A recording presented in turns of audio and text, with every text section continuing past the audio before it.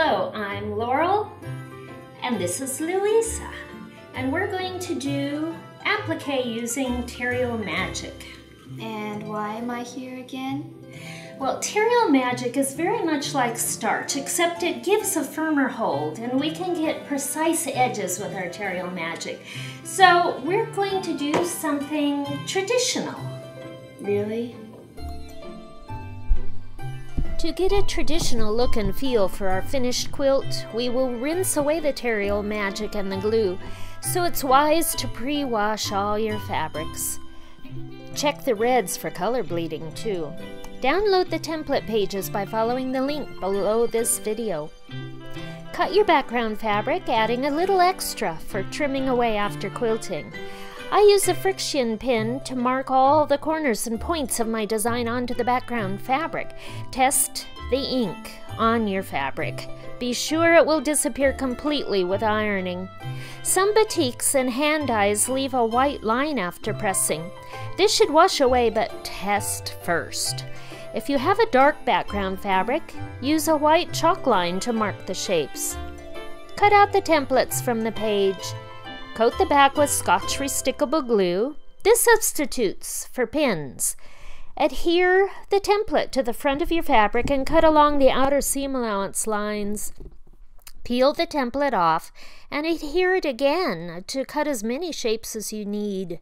If the template gets fuzzy, too fuzzy to stick, just add another layer of restickable glue. Once your shapes are all cut out, adhere the templates to a sheet of heat-resistant mylar plastic. Cut out the plastic templates on the inner dashed line, the line that represents the finished size of the piece. To turn under the seam allowances, we need a small container for the Terrio Magic, a paintbrush, and an iron. Center the plastic template on the back of the fabric shape. Paint the Terrio Magic on the seam allowance and iron it over the template. I work on top of a paper towel. Some of the seam allowance in the corners will show from the front. I paint them with more Terrio Magic and turn them over once more. The yellow shape on the vase doesn't get any seam allowances turned under.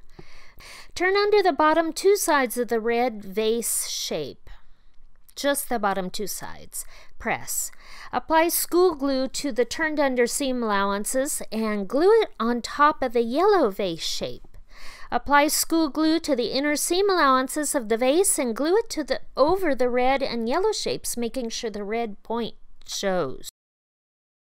Now for the circles. The green and yellow circles for the center flower and the green ovals for the buds are different than your other templates.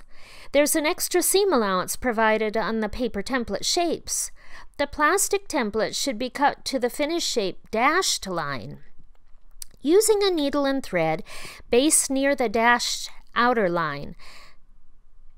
Place the plastic template on the center back and draw up the basting stitch until the fabric is snug over the plastic.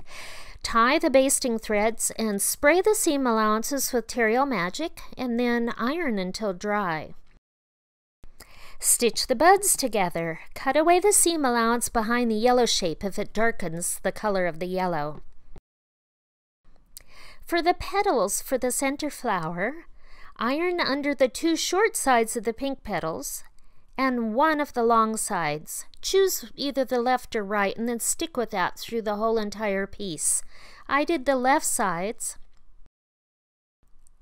Iron under only one side of the red triangle petals so that iron under red side will go on top of the flat pink side. Place the red shape on top of the petal master pattern, the one that prints out with your templates. Coat a turned under long side of the pink petal with school glue and press it in place over the red triangle. Matching the pink points with the dashed line on the paper template. Continue around the circle until all the petals are placed. The red triangles will leave seam allowance points showing to the front. Apply school glue to fold these down toward the back so they're hidden.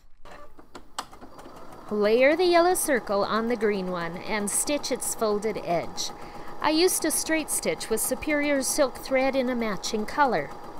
place the green and yellow center circles and stitch them on top of all the petals.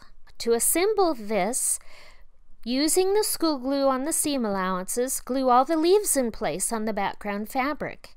Stitch all the edges, starting and ending at the corner to be covered by the stems. Cut 3 stems 1 3/4 inch long along the true bias of the fabric. This is on the true diagonal. If you are making a 12-inch block, the stem should be narrower. Fold the stem fabric in half with the wrong sides together, lengthwise. Press. Align a ruler with the fold and mark a 1/2 inch from the fold. This is the first stitching line.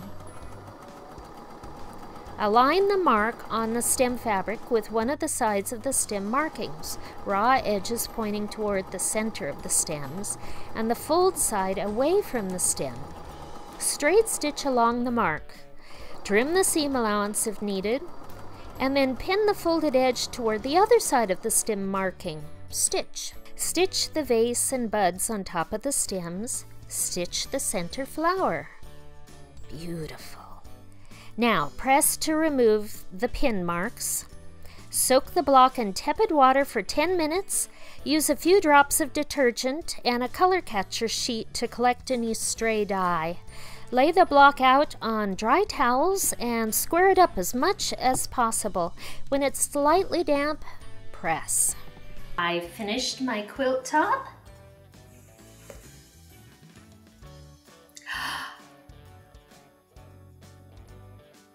Well, mine's made out of silk.